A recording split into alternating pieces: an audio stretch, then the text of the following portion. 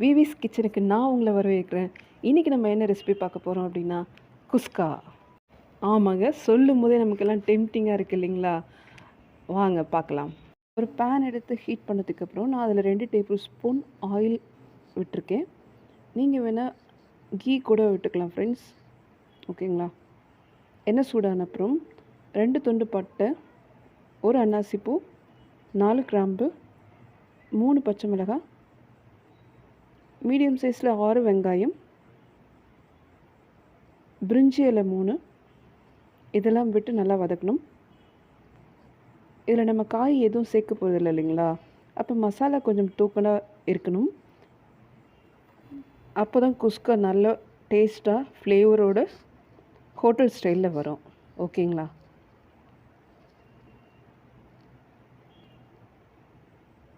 இஞ்சி பூண்டு விழுது ரெடி பண்ணியிருக்கீங்களா, 1 டேபிள் ஸ்பூன்.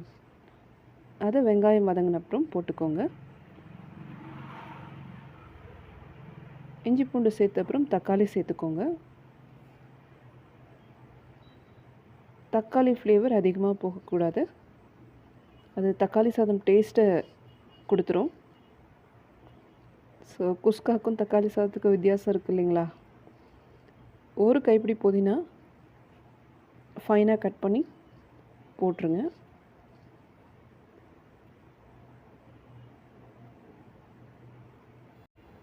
மல்லி நம்ம இறக்க போகும்போது கூட போட்டுக்கலாம். புதினா வதங்கும் போது தயிர் ஆட் பண்ணால் நீங்கள் ஆட் பண்ணிக்கலாம். இன்றைக்கி நான் தயிர் ஆட் பண்ணலை. ஒரு 2 டேபிள் ஸ்பூன் கர்ட் ஆட் பண்ணிக்கலாம். அதுக்கப்புறம் நான் மசாலா ஆட் பண்ணுறேன். கொஞ்சம் கரம் மசாலா, 1/2 டேபிள் ஸ்பூன் தனி மிளகாய்த்தூள், 1 டேபிள் ஸ்பூன் குழம்பு மிளகாய்த்தூள், இதெல்லாம் ஆட் பண்ணிவிட்டு நான் மெஷர் பண்ணி வச்சுருக்கிறேன் 1க்கு 2 கப் வாட்டர் ஆட் பண்ணிட்டேன் ஃப்ரெண்ட்ஸ்.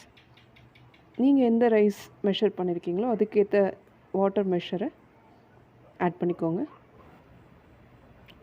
தண்ணி பாய்லிங் ஸ்டேஜில் வர்ற சமயத்தில் நம்ம அரிசி சேர்க்கணும். நான் இன்றைக்கி பேன்லேயே தான் இதை குக் பண்ண போகிறேன். நீங்கள் குக்கரில் வேணாலும் குக் பண்ணலாம். அப்படி இல்லைன்னா பிரியாணி விசில் இருக்கும் இல்லைங்களா, அதில் கூட குக் பண்ணலாம்.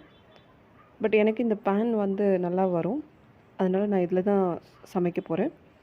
எனக்கு இப்போது தண்ணி பாயில் ஆகிடுச்சு. நம்ம மெஷர் பண்ணி வச்சுருக்கிற ரைஸ் எடுத்து இந்த ஸ்டேஜில் ஆட் பண்ணுங்கள். ஆட் பண்ணி ஒரு லிட்டு போட்டு கவர் பண்ணிவிடுங்க, ஏர் டைட்டாக. ஓகேங்களா? இப்போ நான் ஒரு 10 மினிட்ஸ் கழித்து பார்த்தப்போ தண்ணியெல்லாம் ஆல்மோஸ்ட் ட்ரை ஆகிடுத்து, கொஞ்சம் மட்டும் இருக்குது. நான் மல்லி இலையெல்லாம் அது கூட ஆட் பண்ணி மிக்ஸ் பண்ணி மறுபடியும் இப்போ நான் தம் போட போகிறேன். இதுதான் கரெக்டான ஸ்டேஜ் தம் போடுறதுக்கு. ரைஸ் இப்போ இது எப்படி இருக்குதுன்னு பார்த்தீங்கன்னா, ஒரு 70% குக் ஆகிருக்கு. இன்னும் ஒரு 30% குக் ஆகணும். அதனால் நான் தம் போட போகிறேன். ஒரு